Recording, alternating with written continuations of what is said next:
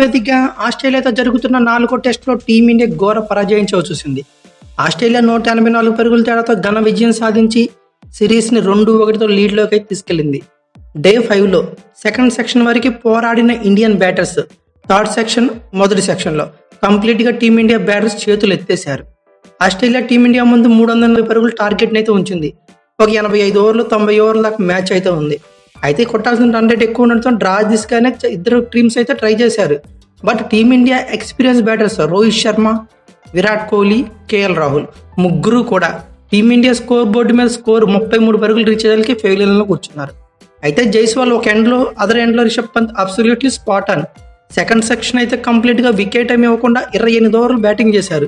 In fact ఇద్దరు కలిసి 88 పరుగులతో టీమిండియా స్ట్రాంగ్ జోన్లో తీసుకెళ్లి కంప్లీట్గా డ్రా దిశగా అయితే నడిపారు. బట్ అయితే ఒక రిషబ్ పంత్ భారీ షాట్కు ప్రయత్నించి వికెట్ ఇచ్చాడు థర్డ్ సెక్షన్ ఇనీషియల్గా. ఇక వెంటనే టప్ప వికెట్లు అయితే కూలిపోయాయి. బట్ జైస్వాల్ అదర్ ఎండ్లో 200 పైన బంతులాడి చివరి దాకా పోరాడాడు. బట్ అయినా టీమిండియాకి ఓటమి అయితే తప్పలేదని చెప్పుకోవచ్చు. 340 పరుగులు చేజింగ్లో జైస్వాల్ 84 పరుగులు, రిషబ్ పంత్ 30 పరుగులు. ఎక్సెప్ట్ ఏ బ్యాటర్ కూడా డబుల్ డిజిట్ కూడా రీచ్ అవ్వలేదు. అంటే లిటరల్లీ 9 మంది బ్యాటర్లు సింగిల్ డిజిట్గా పరిమితమయ్యారు. వాటిలో 3 డక్అవుట్లు కూడా ఉన్నాయి. అయితే Australia captain Pat Cummins unbelievable captaincy, fantastic నాకైతే ఆడాడు. మెయిన్లీ ఫీల్డ్ సెటప్ కానీ బౌలింగ్లో చేంజెస్ కానీ అబ్సల్యూట్లీ స్పాట్ ఆన్. ఒక గెలుపుకు కావాల్సిన కెప్టెన్గా ఏమేమి చేయాలో అన్నీ చేసి చూపించాడు. Australia captain Pat Cummins first ఇన్నింగ్స్లో 49 రన్స్ కొట్టాడు, 3 వికెట్లు పడగొట్టాడు. ఇక సెకండ్ ఇన్నింగ్స్లో అయితే చాలా ఇంపార్టెంట్ అయిన 41 రన్స్ కొట్టడంతో పాటు చేజింగ్లో మన టీమిండియా 3 వికెట్లు పడగొట్టాడు. The game changer, the warrior, the సేవియర్లా పోరాడినందుకు గాను వాళ్ళకైతే బెస్ట్ అయితే వచ్చిందని చెప్పుకోవచ్చు. దీంతో ఆస్ట్రేలియా 184 పరుగుల తర్వాత ఘన విజయం సాధించింది. అలాగే సిరీస్లో 2-1తో లీడ్లోకి వెళ్ళింది. ఇన్ఫ్యాక్ట్ టీమిండియాలో కూడా కష్టపడ్డ వాళ్ళు ఉన్నారు. జస్మిత్ బుమ్రా మొదటి ఇన్నింగ్స్లో 4 వికెట్లు తీస్తే సెకండ్ ఇన్నింగ్స్లో 5 వికెట్లు, ఏకంగా 9 వికెట్లు పడగొట్టాడు. ఇక్కడ జైస్వాల్ కూడా మొదటి ఇన్నింగ్స్లో 83 పరుగులు చేస్తే సెకండ్ ఇన్నింగ్స్లో 84 పరుగులు కొట్టాడు. అలాగే టీమిండియా ఫాలో ఆన్లో కష్టాల్లో ఉందనే టైంలో నితీష్ కుమార్ రెడ్డి సెంచరీ చేసి టీమిండియాను ఆదుకున్నాడు. అయితే ఈ ముగ్గురిని పక్కన పెడితే టీమిండియాలో రాణించిన బౌలర్ లేరు, బ్యాటర్ లేరు. ఇన్ఫ్యాక్ట్ వాషింగ్టన్ సుందర్ కొంతవరకు పర్వాలేదు ఇచ్చాడు. అయితే ఇక్కడ ఆస్ట్రేలియా ఏం చేసిందంటే టీం మొత్తం కష్టపడింది, అందుకని బెస్ట్ రిజల్ట్ అయితే రాబట్టింది. ఇక్కడ మనం వచ్చేదానికి ఒకళ్ళిద్దరే కష్టపడడం జరుగుతుంది. రిమైనింగ్ బ్యాట్స్మెన్స్ కానీ ఫీల్డర్స్ కానీ రిలాక్స్ అయిపోయారు. సో ఇక్కడే టీమిండియాకి వచ్చిన లాస్ అని చెప్పుకోవచ్చు. అందుకే కంప్లీట్గా ఈ టెస్ట్లో టీమిండియా బ్యాక్ ఫుట్లో కనబడింది. ఒక ఎండ్లో WTC ఫైనల్కి సౌత్ ఆఫ్రికా అర్హత సాధించింది. రెండో ప్లేస్ కోసం కానీ టీమిండియా ఆస్ట్రేలియా కష్టపడుతున్నాయి. బట్ టీమిండియా 99% పక్కెళ్ళిపోయిందని చెప్పుకోవచ్చు. ఇప్పుడు ఆస్ట్రేలియా మీద నెక్స్ట్ టెస్ట్లో మనం గెలిచినా కూడా ఎదర్ టీమ్స్ మీద డిపెండ్ అవ్వాల్సి ఉంటుంది. అంటే శ్రీలంక మీద ఆస్ట్రేలియా 2 టెస్టులు ఓడిపోవాలి. ఇది హైలీ ఇంపాసిబుల్. అలా అని చెప్పి జరుగుతుందని మన వల్ల జరగదని నేను చెప్పట్లేదు, బట్ హైలీ ఇంపాసిబుల్ అని చెప్పుకోవచ్చు. ఆస్ట్రేలియా లాంటి బిగ్ టీము శ్రీలంకలో ఓడిపోవడం అంటే, అది కూడా 2 టెస్టులు ఓడిపోవడం అంటే అసాధ్యం అని చెప్పుకోవచ్చు. సో ఒక ఛాన్సెస్ అయితే ఉన్నాయి కానీ ఖచ్చితంగా అని చెప్పలేం. ఒక 1 or 2% WTC ఫైనల్కి వెళ్ళే ఛాన్సెస్ అయితే ఉన్నాయి. ఎందుకంటే మనకి ఆస్ట్రేలియాకు ఉన్న పాయింట్స్ టేబుల్లో ఉన్న చేంజెస్ అయితే అన్ని పాయింట్స్ తేడా ఉంది. సో నేనైతే మాత్రం WTC ఫైనల్ కొంచెం వరకు కష్టమని చెప్పుకుంటున్నా. అసలు ఓవరాల్గా డే 5లో ఏం జరిగిందంటే సెక్షన్ 1 డే 5లో ఆస్ట్రేలియా చెలరేగిపోయింది. టీమిండియా డిస్ప్లేగా కనబడిన ఆధిపత్యం మాత్రం ఆస్ట్రేలియాదని చెప్పుకోవచ్చు. అయితే నాథన్ లియాన్ మరియు బోలాండ్లు ఓవర్ నైట్ స్కోర్కి మరొక 6 పరుగులు జోడించి 234 పరుగుల దగ్గర ఆల్అవుట్ అయ్యారు. నాథన్ లియాన్ లాస్ట్ వికెట్గా 41 పరుగుల దగ్గర బుమ్రా బౌలింగ్లో క్లీన్ బౌల్డ్ అయ్యాడు. అయితే ఈ వికెట్తో జస్మిత్ బుమ్రా ఈ టెస్టులో 5 వికెట్ ఆల్ అందుకున్నాడు. అలానే టెస్ట్ ఫార్మాట్లోనే 203 వికెట్లు తీయడంతో పాటు ఏకంగా 13వ 5 వికెట్ ఆల్ అయితే అందుకున్నాడు. ఓవరాల్గా ఇండియా ముందు ఆస్ట్రేలియా 340 పరుగులు టార్గెట్ నుంచింది. ఇండియా తమ టార్గెట్ని అయితే స్టార్ట్ చేసింది. నియర్లీ 4 రన్ రేట్తో కొట్టాలి. డ్రాకి వెళ్ళాలా లేక విన్ కోసం ట్రై చేస్తారా అనేది కొంచెం ఇంట్రెస్టింగ్ అయితే మ్యాచ్ మీద క్రియేట్ చేసింది. అయితే కొంతసేపు క్రీజ్లో సెట్ అవ్వడం కీలకం. ఇన్ఫ్యాక్ట్ జైస్వాల్, రోహిత్లు అదే చేసి చూపించారు. రోహిత్ మెయిన్లీ ఈ సిరీస్లో for the first time good solitary బ్యాటింగ్గా చూపించాడు. జైస్వాల్ కూడా చాలా పాజిటివ్ ఇంటెంట్తో చాలా కూల్గా బ్యాటింగ్ చేశాడు. తన శైలికి భిన్నంగా బిహేవ్ చేశాడని చెప్పుకోవచ్చు. 10 ఓవర్లకు టీమిండియా స్కోర్ కేవలం 17 రన్సే, వికెట్ ఏం లాస్ అవ్వలేదు. సో దీన్ని బట్టి కంప్లీట్గా డిఫెన్సివ్ మోడ్లో కనిపిస్తుంది. ఒకవేళ మ్యాచ్ అన్న గ్రిప్లోకి వస్తే హిట్టింగ్ చేసి గెలిపిస్తారేమో అనుకున్నాం. అలానే 15 ఓవర్లకి వికెట్ ఏం పడకుండా 22 పరుగులు కొట్టింది. సో ఇక్కడ వైపు రోహిత్ కూడా మంచి రిథంలో కనబడ్డాడు. అలాగే జైస్వాల్ కూడా మంచి పాజిటివ్ ఇంటెంట్తో బ్రేక్ చేస్తున్నాడు. సో ఇదే టైంలో సెక్షన్ 1లో టీమిండియాకి బ్రేక్ వచ్చింది. అది కూడా డ్రింక్స్ బ్రేక్. ఇక్కడ నుంచి కొలాప్స్ అయితే స్టార్ట్ అయిపోయింది. ఇక అదే టైంలో పాట్ కమిన్స్ బ్యూటిఫుల్ ఓవర్ ఒకటి అయితే వేశాడు. ఒక్కసారిగా డబుల్ వికెట్ బ్రేక్ త్రూ అయితే అందించాడు. తొలి బంతికి 40 బంతులు ఎదుర్కొని 9 పరుగులు చేసిన రోహిత్ శర్మ అవుట్ చేశాడు. అయితే బుమ్రా ఈ సిరీస్లో 30 వికెట్లు తీస్తే ఇన్ఫ్యాక్ట్ మన రోహిత్ శర్మ ఈ 3 టెస్టులు ఆడి 31 పరుగులు చేశాడు.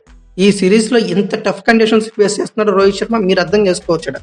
అయితే అలానే పాట్ కమిన్స్ ఇదే ఓవర్ లాస్ట్ బంతికి ఈ సిరీస్లో అద్భుతమైన ఫామ్లో ఉన్న కేఎల్ రాహుల్ని గోల్డెన్ డకౌట్గా ఫెయిలింగ్ చేర్చాడు. దీంతో 25 పరుగులకు 2 వికెట్లుగా నిలిచింది. అయితే వెంటనే మిచిల్ స్టార్క్ బౌలింగ్లో అవుట్ సైడ్ ఆఫ్ స్టంప్ మీద వెళ్తున్న బంతిని చేజ్ చేసి మరీ విరాట్ కోహ్లీ మరోసారి అవుట్ అయ్యాడు. దీంతో లంచ్ టైంకి టీమిండియా ఏకంగా 26 ఓవర్లోనే 33 పరుగులు చేసి 3 వికెట్లుగా నిలిచింది. ఇక సెకండ్ సెక్షన్ మొత్తం టీమిండియాదే 33 పరుగులు 3 వికెట్లతో స్టార్ట్ చేసింది. ఏంటి పరిస్థితి అనుకునే టైంలో లిటరల్లీ ఇద్దరు కూడా స్పాట్ ఆన్ అయ్యారు. రిషబ్ పంత్ కంప్లీట్లీ తన గేమ్కి డిఫరెంట్ మోడ్లో స్ట్రాటజీతో కంప్లీట్గా 100% డిఫెన్సివ్ మోడ్లో బ్యాటింగ్ చేశాడు. ఎందుకంటే 340 రన్స్ చేజ్ చేసే అంటే definitely best top order performance రాలేదు కాబట్టి తర్వాత ఈ సెక్షన్ మాత్రం వికెట్ ఇవ్వకూడదని చెప్పి ఇద్దరు కేర్ఫుల్గా బ్యాటింగ్ చేశారు. మెయిన్లీ జైస్వాల్ కూడా చాలా పాజిటివ్ ఇంటెంట్తో డిఫెన్సివ్ మోడ్లో బ్యాటింగ్ చేశాడు. సెకండ్ సెక్షన్ స్టార్ట్ కాకముందు 84 బంతులు ఎదుర్కొన్న జైస్వాల్ 14 పరుగులు మాత్రమే చేశాడు. ఇక సెకండ్ సెక్షన్ ఎదుర్కొన్న బంతులకు 70 పైన స్ట్రైక్ రేట్తో పరుగులు చేశాడు. ఇన్ఫాక్ట్ 127 బంతుల్లో 50 కూడా కొట్టేశాడు. రిషబ్ పంత్, జైస్వాల్ ఇద్దరిని ఒకరికొకరు కాంప్లిమెంట్ చేసుకుంటూ చాలా మంచిగా బ్యాటింగ్ చేశారని చెప్పుకోవచ్చు. సెకండ్ సెక్షన్లో 27.5 ఓవర్లు బ్యాటింగ్ చేసి 79 పరుగులు చేసి ఇద్దరు నాట్అవుట్గా నిలిచారు. విజయానికి 38 ఓవర్లు ఉన్నాయి. నియర్లీ 6 రన్ రేటుతో 228 పరుగులు చేయాలి. చేతులు అయితే 7 వికెట్లు ఉన్నాయి. సో డ్రా కానీ గెలుపు కానీ రెండిట్లో ఏదో పాసిబుల్ ఉందనుకున్నాం. టెస్ట్ మొదలైన తర్వాత మొదటి డే నుండి టీమిండియాకి థర్డ్ సెక్షన్ అయితే అసలు చేదు అనుభవాలు మిగులుస్తుంది. సో డే 5 థర్డ్ సెక్షన్లో కూడా ఫస్ట్ హాఫ్ అదే సీన్ రిపీట్ అయింది. అలాగే టీమిండియాకి కొంచెం కూడా లక్ యాడ్ అవ్వలేదు. 79 పరుగుల భాగస్వామ్యంతో సూపర్గా నెగోషియేట్ చేస్తున్న జైస్వాల్, రిషబ్ పంత్ థర్డ్ సెక్షన్లో ఇనిషియల్గా కొంతవరకు బెటర్గా అనిపించారు. 88 పరుగుల పార్ట్నర్షిప్ దాకా తీసుకెళ్లారు. ఆల్మోస్ట్ డ్రా అంచుల్లో టీమిండియా నిలిచింది కూడా. బట్ ఇలాంటి క్రూషియల్ టైంలో టీమిండియా చేతులు ఎత్తేసింది. Mainly Australia bowling unit absolutely spot on అయింది. కలిసి కట్టుగా ఎదురు దాడి చేశారు. ముందుగా team India batter Rishabh Pant unnecessary షాట్కు పోయి ట్రై చేసి ట్రావిస్ హెడ్ బౌలింగ్లో 30 పరుగులు చేసి అవుట్ అయ్యాడు. వెంటనే ఇండియన్ బ్యాటర్స్లో ప్రెజర్ క్రియేట్ అయింది. దీన్ని క్యాష్ చేసుకున్న ఆస్ట్రేలియా బౌలింగ్ యూనిట్ చెలరేగిపోయింది. అప్పుడే వచ్చిన జడేజాని స్కాట్ బోలాండ్ అవుట్ చేశాడు. అలానే ఎన్నో హోప్స్ పెట్టుకున్న నితీష్ కుమార్ రెడ్డి 1 పరుగు చేసి నాథన్ లయన్ బౌలింగ్లో లేట్గా దొరికిపోయాడు. దీంతో ఒక్కసారిగా టీమిండియా బ్యాక్ ఫుట్లోకి వెళ్ళిపోయింది. వెంటనే వికెట్లు పడి కొలాప్స్ అయిపోయింది. స్ట్రాంగ్ జోన్లో ఉన్న టీమిండియా ఒక్కసారిగా just fraction of 20 minutes 9 runs గ్యాప్లో 3 బిగ్ వికెట్స్ అయితే లాస్ అయింది. అయితే అవుట్ అండ్ టెస్ట్ లా కనబడింది. ఆ టైంలో థింగ్స్ అనేవి సడన్ గా అన్ని చేంజ్ అయిపోయాయి. బట్ అదర్ ఎండ్ లో ఉన్న జైస్వాల్ మాత్రం కంట్రోల్ గా బ్యాటింగ్ చేశాడు. అలాగే 208 బంతులు ఎదుర్కొని 8 ఫోర్లతో 84 పరుగులు చేసి 7వ వికెట్ గా వెనుదిరిగాడు. అయితే జైస్వాల్ అవుట్ అనేది కొంచెం విచిత్రంగా అనిపించింది. దీనికి స్నికోగ్రాఫ్ లో కానీ ఎటువంటి స్నికో అయితే చూపించలేదు. ఎడ్జ్ లో అయినట్లు కూడా ఎంపైర్స్ దగ్గర ఎలాంటి కన్ఫర్మేషన్ కూడా లేకుండా బంతి రీచ్ అయిన గ్రాఫ్ ను బట్టి అవుట్ గా ప్రకటించారు. అలాగే ఇమీడియట్ గా ఆకాష్ దీప్ కూడా ఒక డౌట్ఫుల్ గా అవుట్ అయ్యాడని చెప్పుకోవచ్చు. ఓవరాల్ గా డే 5 లో ఇండియాకి లాస్ట్ సెక్షన్ లో అసలు ఏమీ కలిసి రాలేదు. లాస్ట్ వికెట్ గా సిరాజ్ కూడా తను ఎదుర్కొన్న 2వ బంతికి అవుట్ అయ్యాడు. దీంతో ఇండియా సెకండ్ సెక్షన్ లో 155 పరుగులకి ఆల్ అవుట్ అయింది.